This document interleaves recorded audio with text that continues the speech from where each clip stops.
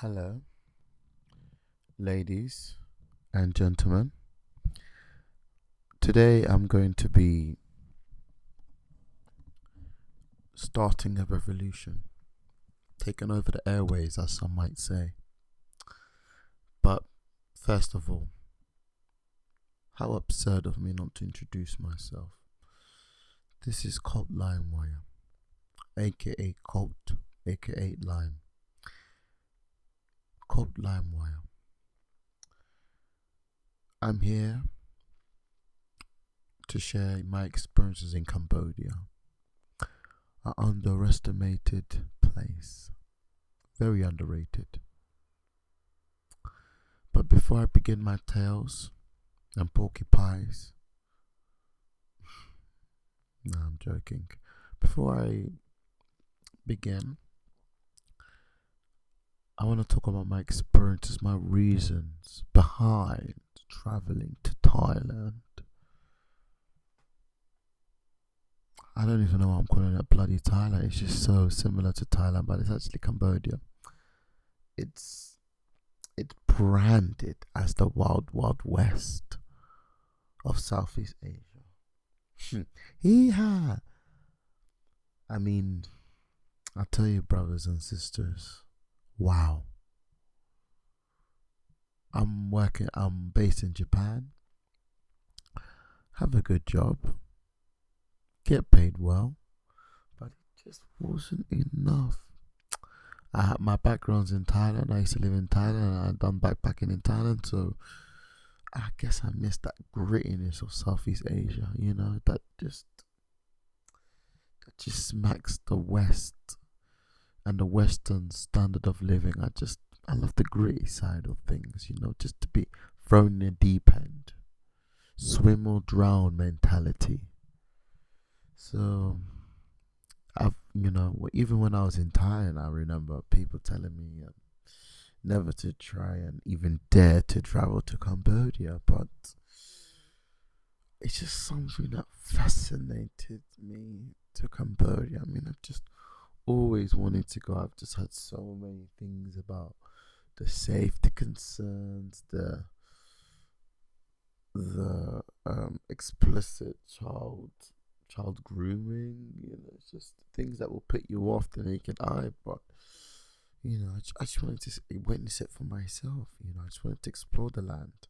And of course, you have Angkor Wat, but that's over in Siem Reap. I need to get over to the capital. I'm a city boy. I'm from London, England. So, I'm a city boy. So I just really wanted just to get down there and see what's it like.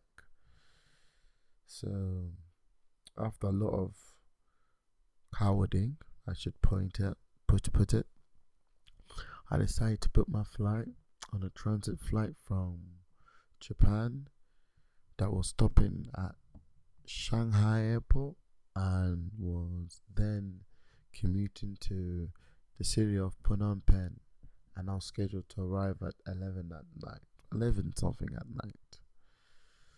So wow, it was literally I literally adopted a black and white mentality, whereas it was either I was gonna do it or I wasn't. That was it. It's either a yes or a no. And I was pondering the idea of traveling to Cambodia and things, but one day I just said, you know what? Enough's enough. Let me just put pen to paper. Actions speak louder than words. That whole cliche. Let me just go out and do it. And that's exactly what I did. I booked my flight roughly 2 months before my scheduled initial journey, and then that was just when I booked my flight. It was just like, it's too late. You have to go through with it now. Come on. And that's another thing, guys. When you do have a desire to go somewhere, just book that flight and then go and see what can happen. That's it. Just book the flight. If you're just interested a little, just book it. So it's too late to turn back. So yeah, I booked my flight, and that was my final confirmation that I was gonna embark on this lovely, intriguing experience. Yeah. So it was interesting, very interesting. So the flight was okay, steady, bit rough, but steady. And I recall getting out of the plane, and I tell you, I was just like, okay, dun dun dun dun. I was like, okay, I'm really doing this. Many people talk about doing this, but I don't really do it. And I guess to an extent, I knew Cambodia was gonna consume me, but I was still in that little Rocky Balboa moment, just dun dun dun dun. So yeah, I got there. Airport was great, it was pretty smooth. I had the e-visa, so I managed to get past easily, very comfortably. And oh my gosh, my luggage took a while, but it got there at the end. And when I left the airport, it was just like, wow. It was like 40 odd Cambodians, Khmer people, just standing outside with banners and flags. Not flags, look at me, I'm very, very crude. Very banners and signs, and I can imagine all the scams already. Taxi scams. Oh, I'm supposed to pick you up, and I was staying at the Ingerton Hotel, and I had scheduled the airport pickup driver, and you know, I was just like, I'm walking up to like the gate where I leave, and like everyone's literally just standing outside, just like all sewing signs and stuff. And I just remember thinking to myself, what on earth am I doing? Am I really here? It's like a slaughter. Oh, I just felt like, oh, they're going to tear me apart. Someone's got a gun over there. Someone's just going to put a gun on me, and then that's it. But you know what? I went backpacking in Thailand by myself. And although Thailand's a very safe country, you have to have your wits about you. So, I remained calm but vigilant. I had a strong, confident posture, and I just shrugged through the gate. And of course, people telling me, "Oh, taxi here, taxi there, tuk here, tuk there," and I was just like, "Hey, where's the taxi man?" And I was just trying to claim the hotel name, Indochine. Some people, yeah, okay, where's my name? Oh, they ain't have my name. And then there was a guy, and he had my name, like, visibly. So I made contact with him, and he was just a nice guy, very slender, youngish looking, rugged hair, and clean shaven. I was like, okay, this guy's gotta look after me, okay. So I went with him, his taxi car was around the corner, so it was alright. I guess I calmed down when I saw him. I felt safer, so I went there. We got in the car, and I'm just talking to him about Cambodia and stuff. He's trying to fill me in on the places, recommended places to go, places to try and make sure I at least have a drink in and stuff. We're basically talking about bars. Come on, bars. So yeah, I say roughly 20 minutes we got to the hotel, and wow, if you want to talk about bloody shady, that hotel looked immensely shady. I mean, I just told myself, what the hell am I doing?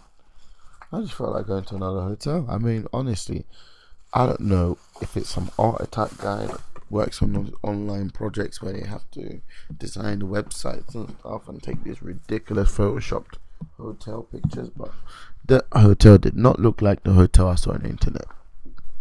Nah, it didn't look like it. False sales description act, false advertising. I tell you, it looked worn out, rugged,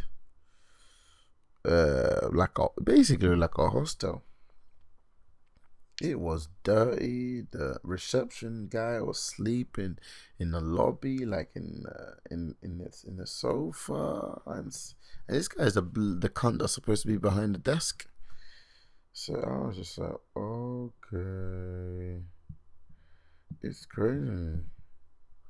So my taxi driver, when we got to the hotel, before we even bloody walked in the hotel, I just looked outside. I'm like, oh my gosh, is this really the hotel?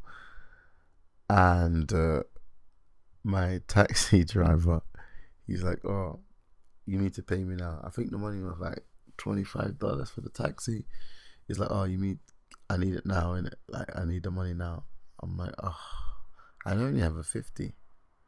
I only have bloody 50. So I was like, oh my gosh. Let me just go in there and get changed. He's like, all right. So honestly, mate, I bought this patch on the internet where you can store your money in like some hidden belt under your trousers. I had that. I had to. I wasn't taking no risk. Every precaution necessary. So I went in the hotel and I saw the guy sleeping in the lobby and stuff, and I'm like, oh my gosh. And then my taxi driver woke the guy up.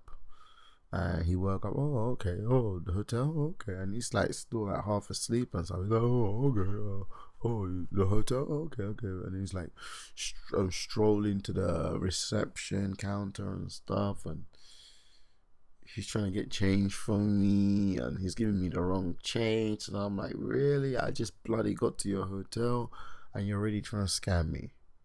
You are already seriously trying to scam me.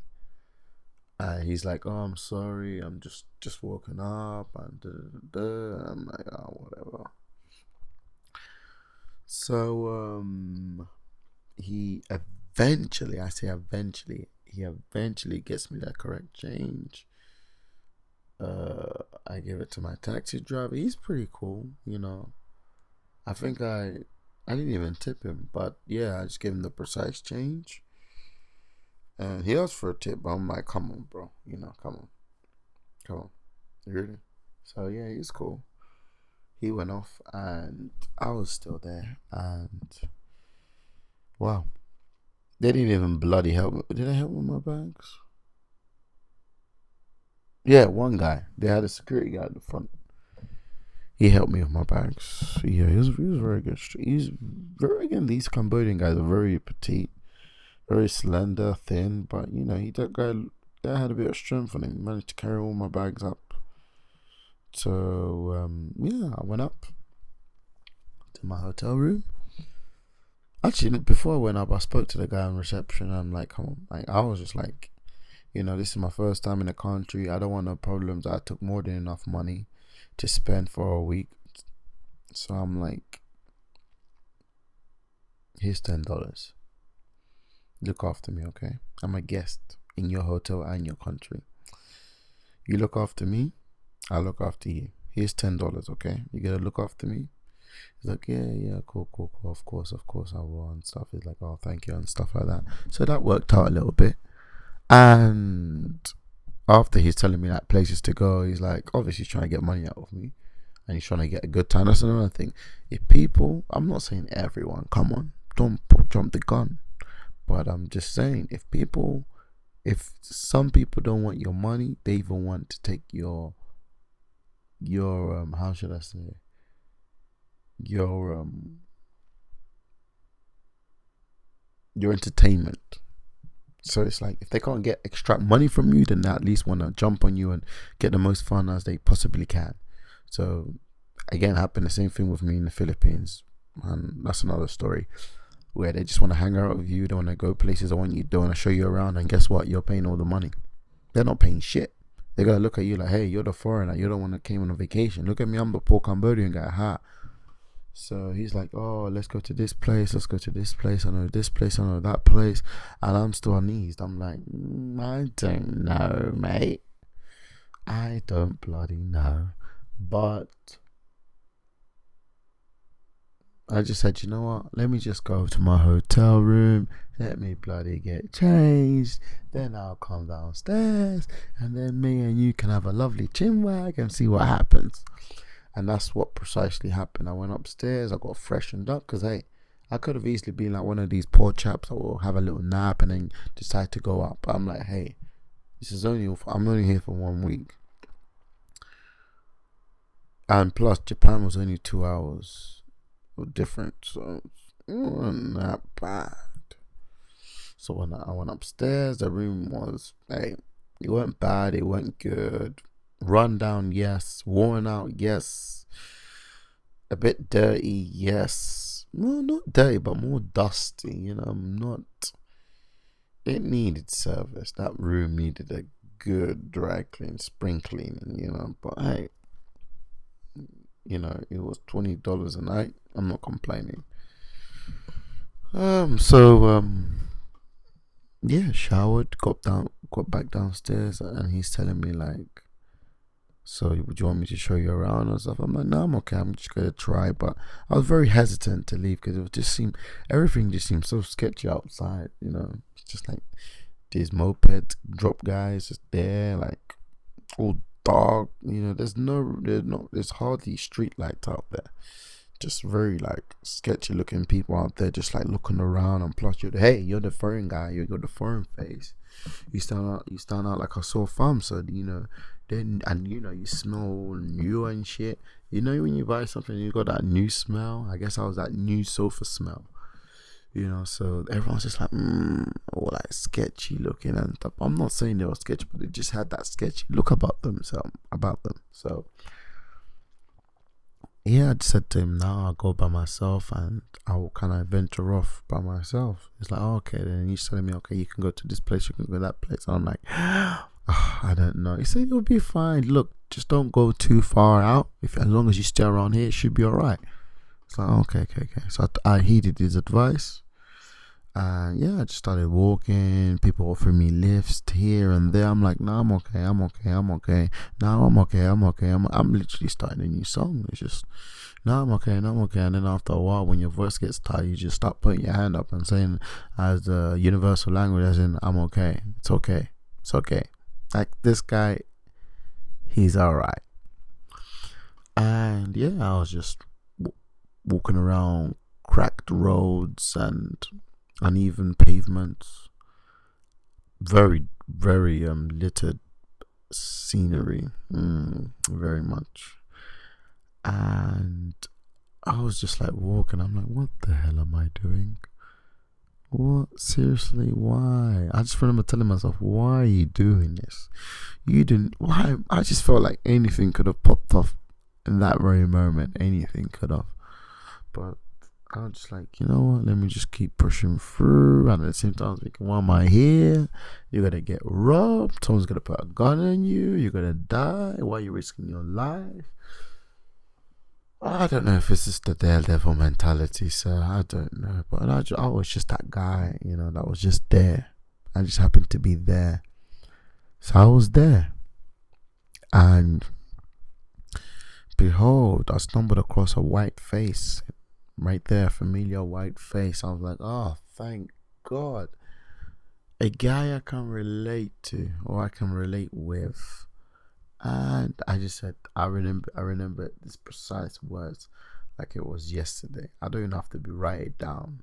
I jotted down a few notes on the trip, but I don't even have to read the quotation. I literally looked at him. I said, hey, mate, I'm new in Japan. In Japan, sorry, man. I got that yellow fever right now. I told him, look, mate. I'm new to Cambodia. I only just got off the plane. Help me out, bro. Where can I go? I don't feel safe. Literally. Hey, bro. I'm new to Cambodia. I just got off the plane. Help me out, bro. I don't know where to go. I don't feel safe. And this guy, honestly, I still keep in contact with him today. He's like one of my good internet buddies right now. Because I say internet buddies because we're not really together all the time. We always just talk on the internet now. But he's just like, fucking follow me. I didn't know his fucking name. I didn't know who he was. I didn't know if he was sending me to the slaughterhouse. I didn't know if one of these like hostel films or anything. But I just went up to him and I said, "Hey," I basically said, "Hey, white face man, I don't know where I am. I don't know what's gonna happen to me. Help me." And he's just like, yo, he was amazing. He's a cracking lad. He's just like, fucking follow me. And I'm like, whatever. And I play Simon Says, follow the leader. And yeah, he just started talking like, oh, I know, don't worry, I know what you mean. This place is very dangerous. You really have to know where you're going and stuff like that. Anything can just happen in any moment. And he says, I'm taking you to a place where I normally go drinking. It's okay and stuff like that. So I'm like, okay, fair enough, cool. And before then, he stopped by to the local mart to like buy some stuff. And he's like telling me, hey, he's trying to educate me on the currency, because in Cambodia, although they use dollars, when they haven't got dollars, like they use their own currencies below the dollar. So it's like in terms of, in America, it's pences. Not was it cents? So they use like cents. Anything below the dollar, they use their own currencies. In England, we'll call it pounds. Not pounds, sorry, pennies and pence and stuff. I'm just sorry, mates. I'm just, I finished working today and I'm just a bit drowsy, I guess. But hey, I found time to record this, so stop being upset. Let's all get along. Can't we all get along? Can't we? So yeah, I digress.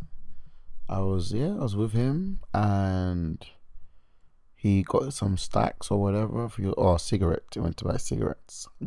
Cigarettes. So yeah, he took me to his bar that he always goes to, and we walked in. Well, before we got in, there was a girl passed out because they had like chairs and stuff in the front porch of the bar. And there was like a girl passed out, and it's like introducing everyone. Oh, hello, how are you? And this is my friend Alex, and oh, hello, and stuff like that. And then he's like talking to this girl that's literally like finished, like, literally drunk out of her head. And it's like, yeah, I fucked her yesterday. Yeah, I normally fuck this girl, but yeah, she's passed out. I was planning to fuck her today, but she's all passed out now. So oh well. And I'm just like giggling and stuff like that. And I'm like, oh shit, okay. And they weren't that bad. Young looking girls, it looked like they have plenty of mileage in the tank. Even though I have heard, Cambodian girls are a bit second hand. But yeah, it was good. I walked into the bar and wow. Got that millionaire experience again. That millionaire experience I've been missing out on so many occasions. I tell you, you just feel like a king. Literally, you feel like a king. You walk in, every girl's on you. God knows. Honestly, octopus. Every girl just latches on you. And you feel like you're the dog's bollocks. In England, we feel like you're the dog's bollocks. Oh my gosh, I just felt like I was Jack the Lad. Every girl on you, touching you, making you feel good. And this is the thing that makes us guys travel, us Western guys travel, because you don't get that back home. I'm sorry, you walk into a normal pub or a diner, no one gives a damn about you. And although you can argue that yeah, they're working for money, it's their job to treat you like that, I'm sorry, but I've been to enough bars to know when someone's putting on an act and when someone isn't. And I can honestly say, hand on heart, in Cambodia, most of the girls, they're very genuine. If they're tired, they're tired. If they're not tired, they're usually young girls or older girls that just want a good time. Of course, they need money to support their families, but at the end of the day, they meet to make ends meet.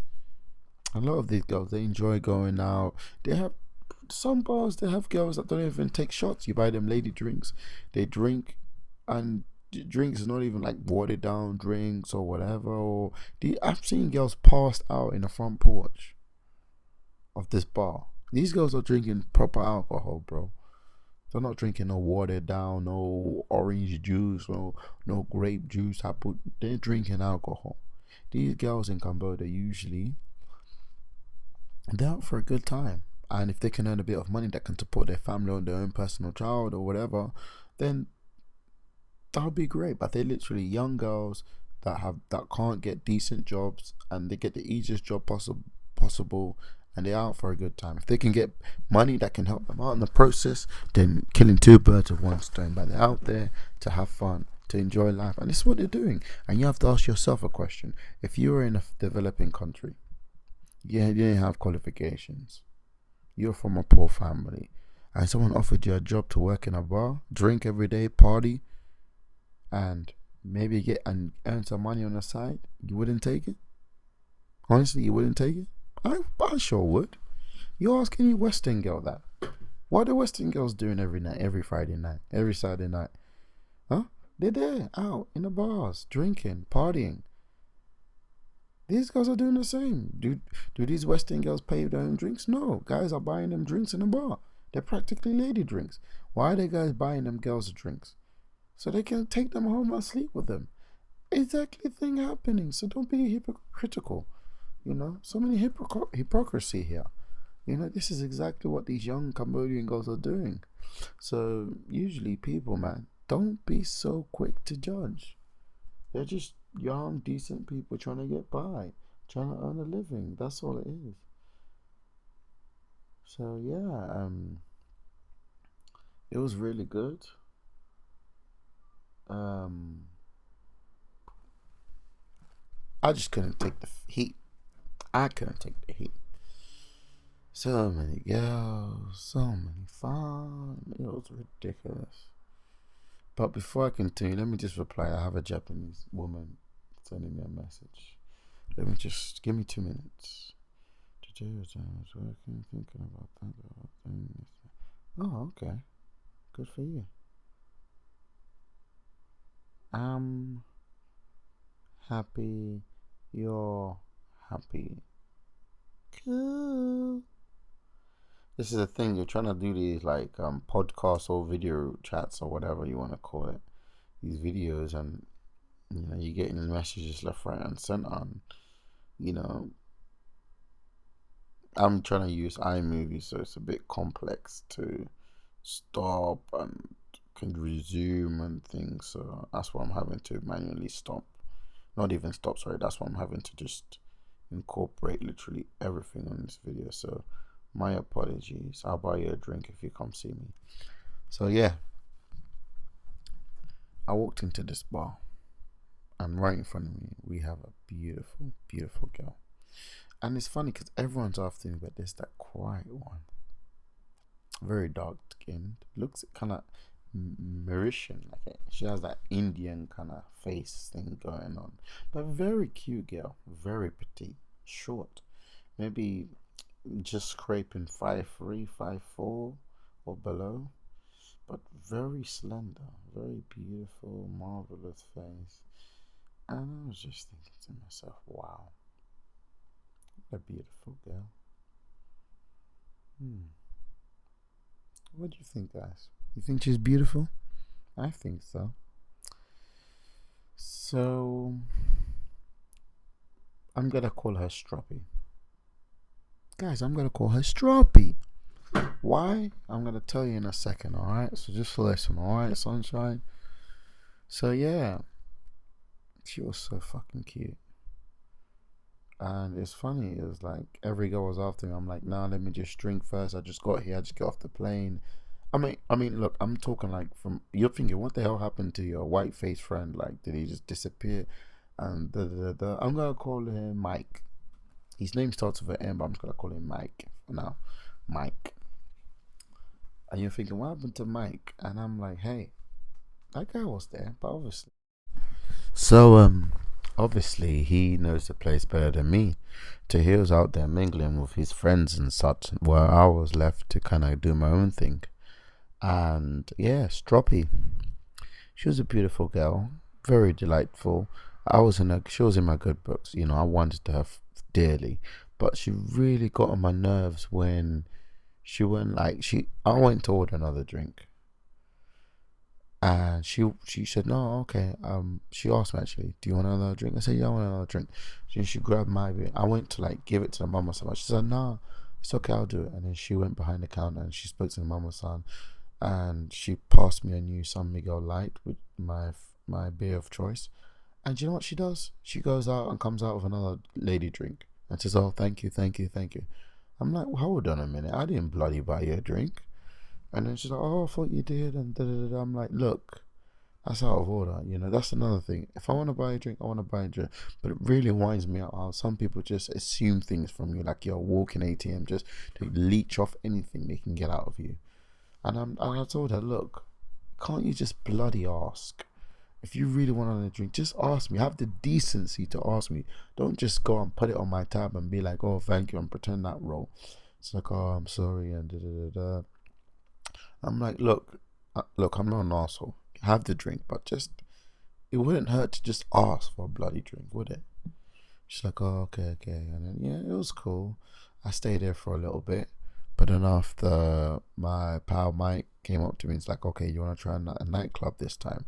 Usually it's kind of like, you find a lot of, like, the biggest nightclub around here, and you find a lot of freelancers there and things like that. So I thought, okay, change of scenery. Okay, I'm enjoying this. I'm enjoying this tour. Okay, so yeah, headed off to Platoon. It's called Platoon. Patum or Platoon. I don't know. You'll see it in the picture. You read it for yourself. I don't know right now. Off the top of my head, I put Platoon or something like that. So we got there, and he knows the people, and he's speaking to the people, and he managed to get us in there for free. So we walked in there for free, like VIP, because I think you have to pay like a charge, but he managed to get us for free, in for free. So I walked in like I was VIP, and wow, it was pretty spacious. Yeah, it looked very modern, and just, I can already see the girls scattered around. There was girls pinching me from behind, girls slapping my ass, trying to get attention. But I'm reserved, because at the end of the day, I'm the winning party. I'm the millionaire right now. I have the money, so I'm in control. So that's another thing, guys. When you go out on holiday, don't act like you're a desperate twat. You have the money. You're the money man. You're in control, not them. So I wasn't chasing after anyone. I was chilling in a bar, and then these two girls approached me. I was talking to them, and I'm like, okay, I can get a threesome out of here. But I said, hey, wait a minute, let me just get my friend. And I looked at Mike, and Mike wasn't around. So I'm like, okay, where did he wander off? And then I record him telling me that he was gonna go to the loo, which is a toilet. So I was like, oh, so I was telling the girls, okay, wait, my friend's coming back. Maybe we can do something. And then Mike came back, and then we started talking to the girls, and Mike said he wasn't interested, so he then became 2 against 1, which is me. And one of the girls looked keen, and the other girl just looked like, okay, well, I'm just gonna tag along, I guess. I wasn't really up for that, so I told them it's okay, you just do your thing, we'll speak later. So the girls went off, and I was there in the bar with Mike. We're just having a drink. And Mike asked me, like, do you want to circle the place around? So I'm like, yeah, sure. So we was like walking, circling the place. And I don't know, because Mike was like in his, I'm pretty young, I'm in my mid-20s. He looked like he was in his late 20s. So we're some young guys compared to the demographic usually, which is like older chaps. So me and Mike look like young studs, out there, money in the pockets, change of scenery for some girls.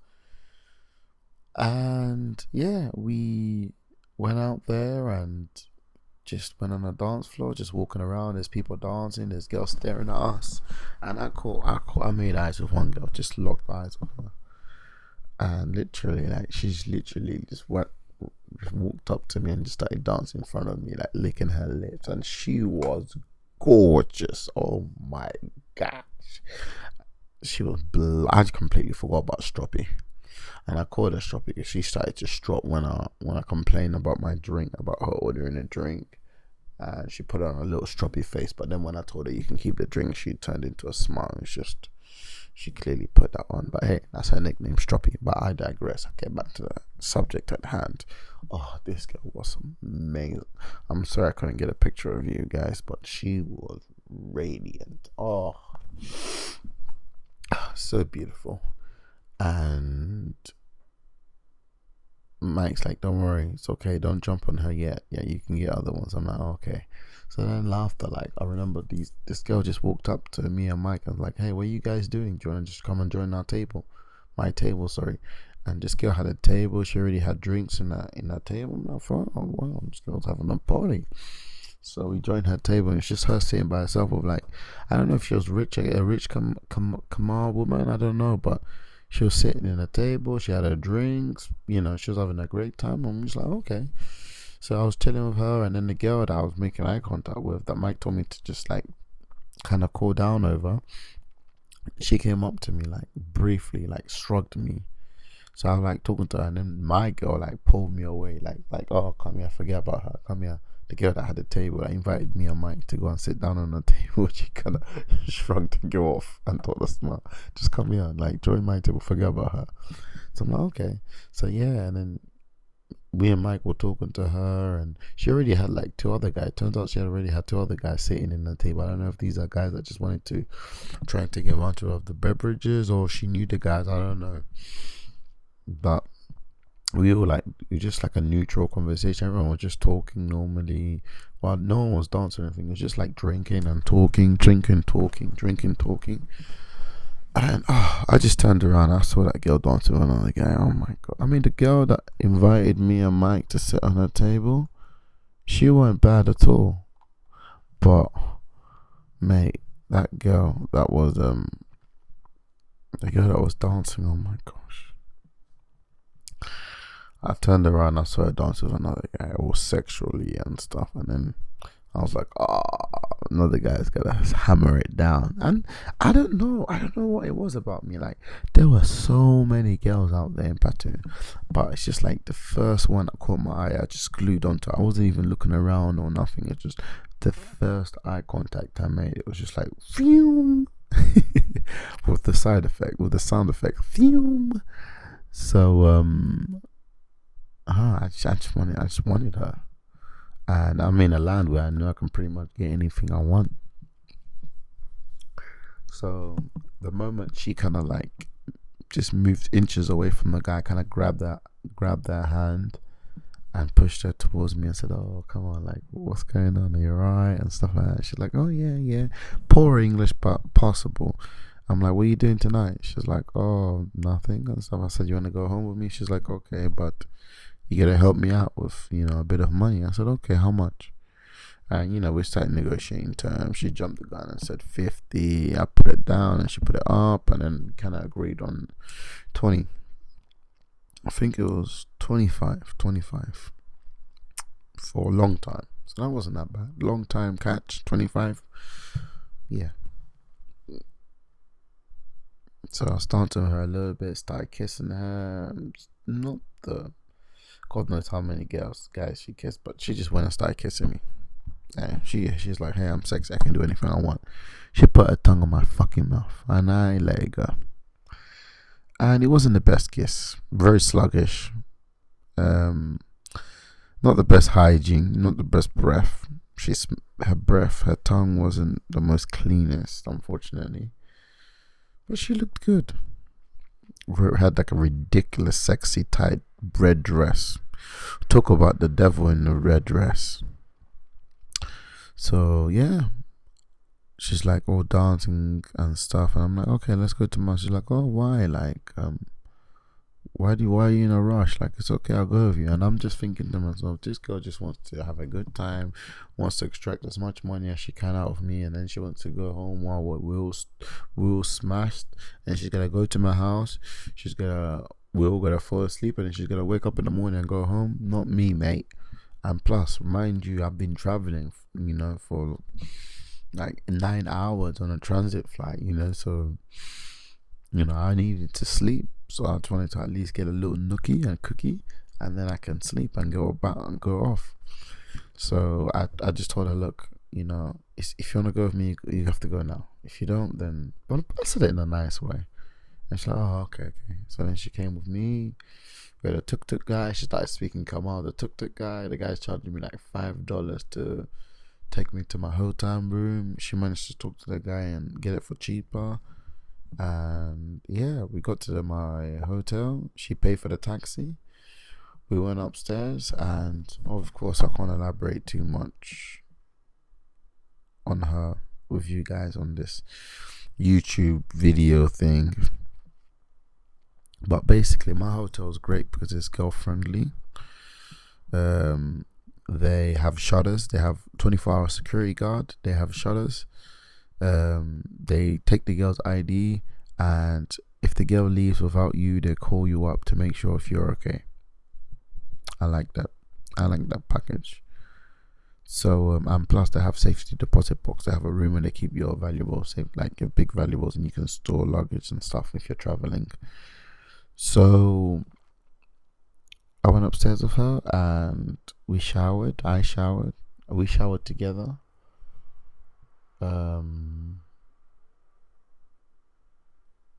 Yeah, we got down to business, and she didn't live up to the hype. I'm afraid. Really, really poor experience in Cambodia. Talk about first impressions. Poor. She promised me fellatio. She didn't do. I had to literally threaten not to pay for her to even just attempt. And this is a Mickey Mouse attempt. She wasn't receptive. Had the starfish syndrome. She would hardly even stick a nickel in there. You couldn't even stick your pinky finger over there. It's like anything that results to pleasure, she'll just push you away.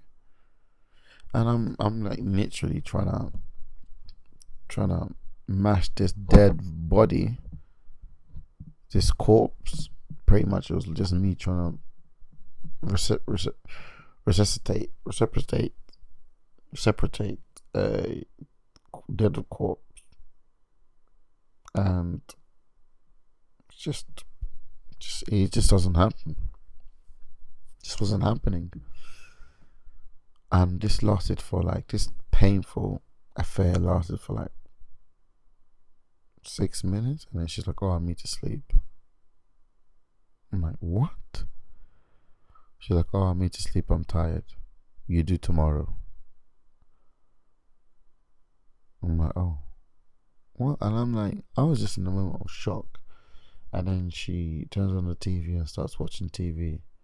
I'm like, I'm still a bit tipsy, so I'm grabbing her. I'm like, "Come on, babe. Come on. She's like, "No, just tomorrow. It's okay. Tomorrow's okay." I'm like, "Oh, okay then." I said, "Okay." She's like, "Oh, I need a break." I said, "Okay, let her rest for a bit." So I'm trying to stroke her. She's pushing away my hand. I'm trying to kiss her. She's moving and shrugging me away. Any type of tenderness and affection I'm trying to give to her, she's literally ugh. So then I said, "Get out." I just got up and I said, "Get out." "Oh, what are you talking about?" "Oh," I said, "Look, I'm trying to show you love, all this and that. You're just shrugging me away. What's the point? Get out. I'm just gonna pay you half of what I said because you're not living to it." "Oh, okay." And I gave her the money, and then she wanted taxi money. So I gave her taxi money in reals, and she literally just ripped up the taxi money in my face. She's like, "What's this?" And then all of a sudden, I just said, "I don't know. You do whatever you want to do. I'm going to sleep." And she just starts laughing again and jumps on me. These girls, look, they threaten you. They put on these. They call your bluff. They, as long as you show them you're seriously, because she was trying to give me that, "Oh my God, what's this, what's that," trying to scream the place down. And I said, "Hey, you do what you need to do. I'm going to sleep." All my values were locked up in a safe. The money I had in my pocket was the money I intended to give to her, and I left the shower early to store all my stuff in the safe. So I was good. I had a portable safe I carry, so I was good. So she starts laughing at her, and then she jumped to me. Okay, okay, I'll stay. Okay, okay, I'll give you fellatio. And then she just started giving me a poor attempt of fellatio, trying to make me happy. Same thing again. We're trying to harm. She's shrugging me off and me to sleep. I said, look, get out. This is it. Get out. We're not going nowhere. And then she's like really angry. She just takes my money. She looks at me, and she just slams the door and walks off. And I remember telling her, and then I remember going downstairs with her because they called me up because I needed to confirm that she was leaving. I needed to go downstairs and confirm that it's okay. I could do it on the phone, but I chose to go downstairs and I wanted to talk to the guy in reception. So I went downstairs and I confirmed, and then she was walking off, and I told her, I remember these precise words. I told her, "Aren't you gonna say bye bye?" I started laughing. And yeah, there was a really creepy old fella. Now this was like 4 in the morning now, or something like that.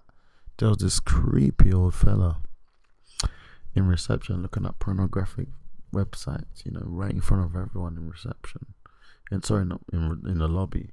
This old fella. I'm just like, wow, this guy doesn't give a damn. And then he's talking to me about like, he's like rich. He looked like he was gonna die tomorrow. He was like at least 70 odd. And he's like, yeah, I like to do my business early. I don't waste time.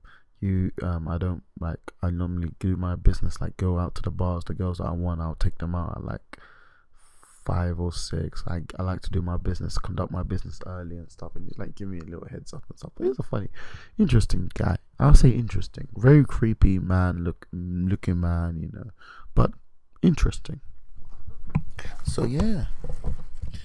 And I saw the same guy that offered to that gave me a bad change in the beginning, that offered to take me out and show me around. And I was talking to him a little bit, and he told me like, "You look so tired. Just go to bed." And it's bad because I had blue balls.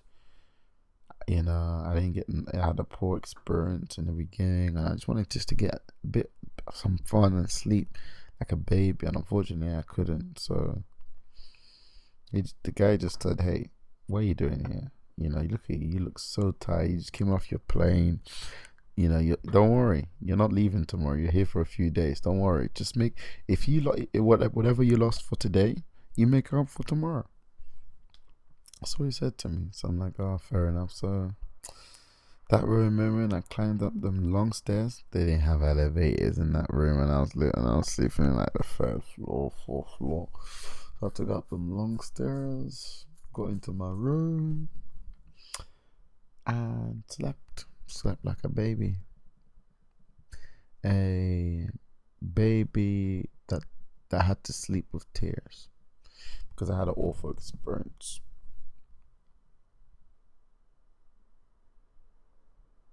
It was alright. It was alright. So that was day one, guys. Hello, bong. And in Cambodia, they call you bong as in